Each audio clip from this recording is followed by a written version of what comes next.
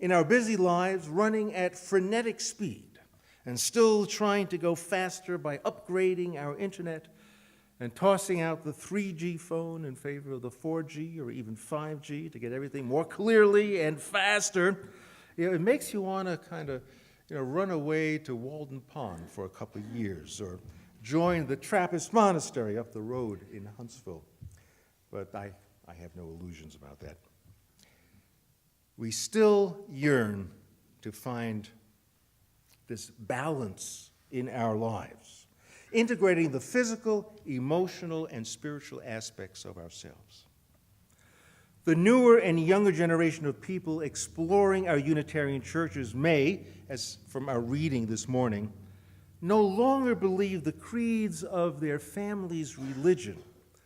But these younger people exploring our churches are indeed in pursuit of the skills, habits, and attitudes that lead to a sense of balance in their lives.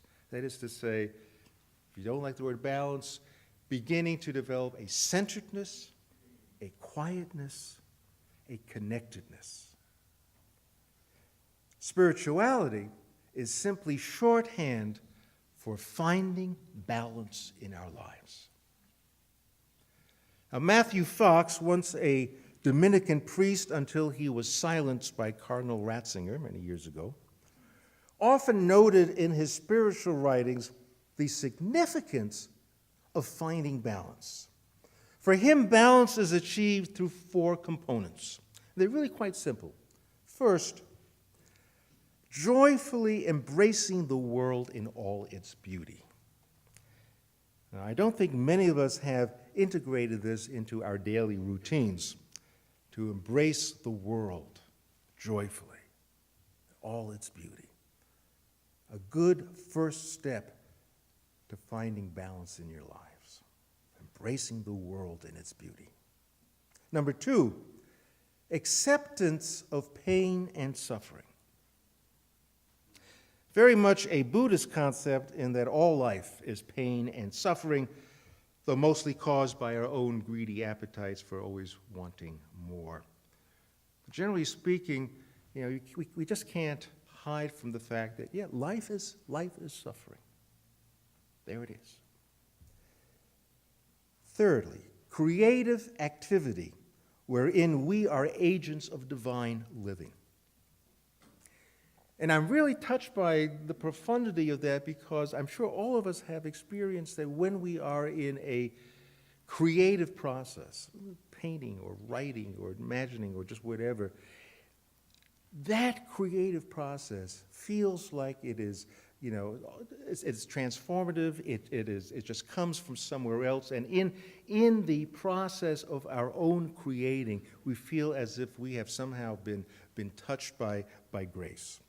So creative activity wherein we are agents of divine living, which I think is just a wonderful appreciation of living creatively. Fourth, compassionate action with efforts to make a more just world. So when all sentient beings feel as kin, the world levels its inequality. Embracing the world, accepting suffering, creative activity, compassion. By obtaining this balance, or even striving to find balance, we would understand the feeling of being fully human and fully alive. I think those terms can just kind of go over our head. Oh, yeah, fully human, what does that mean? Yeah, fully alive, I'm here, got an extra hours of sleep, I'm fully alive. It begins to make some sense when you find this balance in life. Too often, work and family demands preclude the necessary time we need for developing our own spiritual growth. That is, coming to understand and identify that which I love and what I fear. Understanding what is it that makes me sigh and tear up. I yearn in my spiritual time to connect with the well springs that feed me, center me, and teach me to live in a way that honors existence. In our busy lives, we pretend that by ignoring to devote a portion of our lives to developing the spiritual, we can get away with that. It's not that important. It really doesn't matter. But I sit with many people who have come to realize that they have ignored feeding their soul for too long, and now they pay the price of feeling depleted. The language is usually along the lines of, something is missing in my life. And it doesn't take long in our conversation to identify what the missing element might be.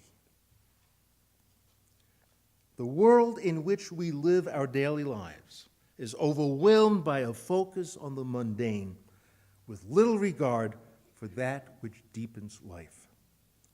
Increasingly, I am finding more and more people visiting our church as a resource for deepening their lives, rather than congratulating themselves for choosing a rational existence.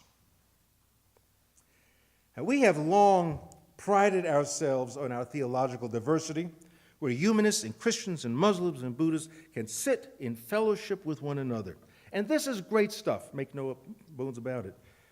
But we also need to be mindful of the many different kinds of spirituality that comes under one roof as we gather in worship on Sunday mornings. There is no one spiritual way of being. Spirituality means balancing your life however. Meditation, social activism, writing poetry, practicing the cello, entering mysticism, yoga, working out at the gym, taking a walk, if that connects you to a certain fullness, aliveness, compassion, appreciative awareness, somehow, in some way, where you can finally understand what it means to honor existence. Now, I don't want to talk about this too much, and I'll give you two reasons why. I remember from many decades ago, during a time when Led Zeppelin was driving the force in music, a book was published called Blue Highways by William Least Heat Moon. And you might say his spiritual practice was exploring the country by car, refraining from fast interstate highways, but slowing down the pace, following the highway designations marked on the map in blue lines. His slow trip involved many stops, getting to know the land and people. And once he visited a monastery where he talked with several monks. And one of those monks who had previously lived on Wall Street told him, talking about spirituality is a lot of crap. You just live it. So I'm feeling a little cautious about spirituality, at least talking about it, for fear that it's all going to be dismissed as a bunch of crap. Just live it. Sounds good to me.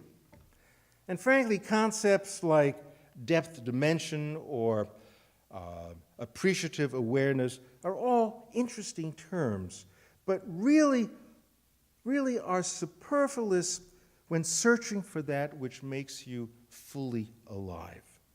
You have to take the time to go into this spiritual zone, or frankly, your life turns wacky or just out of balance. Now, closely aligned with this monk's frank assessment that talking about spirituality is a bunch of crap is an old Peanuts cartoon where Lucy sits behind her psychiatric booth, fully disclosing that her therapeutic expertise will cost 5 cents.